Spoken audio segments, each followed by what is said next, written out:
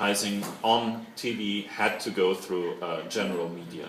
And we believe that this dominant market position, which led to general media managing about 70% of all advertising spending in this country, or 70% of all advertising spending going through the accounts of general media, we believe that that created significant disturbances in the advertising sector. And it created an environment where many companies basically gave all their advertising budgets to national television. It was convenient because national TV stations, in Medien Drustavi 2, they reach almost everybody in this country. And at the time it was also convenient because both stations were closely affiliated with the government, so companies could avoid any potential problems of political nature by giving all their money to national TV.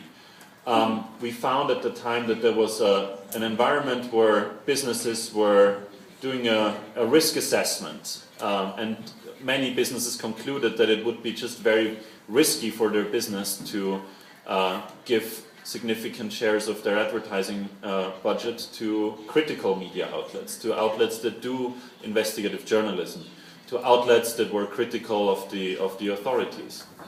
And that really was a key factor that we found to undermine the development and the financial sustainability of independent media in this country.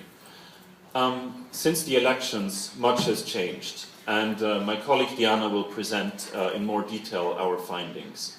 But one of the key findings is that the Georgian advertising market at this point is not growing.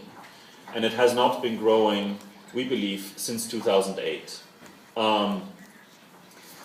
Now, we wanted to use this opportunity of having many advertising professionals, many business representatives, media representatives all in one room to potentially discuss what could be done by media outlets, by advertising agencies, by policymakers to stimulate more advertising spending, to improve competition, to ensure that there is a good environment that allows us to increase advertising spending every year from now on.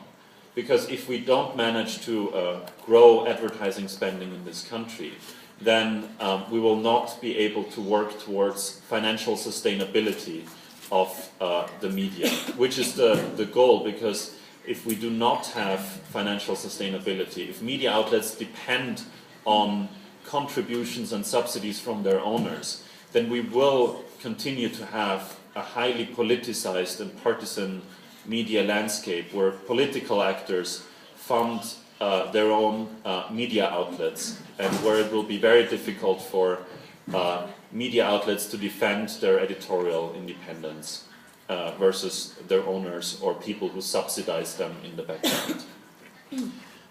So after the presentation of Diana, I'm looking forward to hear some suggestions, comments, remarks, what can be done to further improve the situation. If you agree or disagree with our findings, we would also be interested in hearing that. And so I would like to hand over to Diana.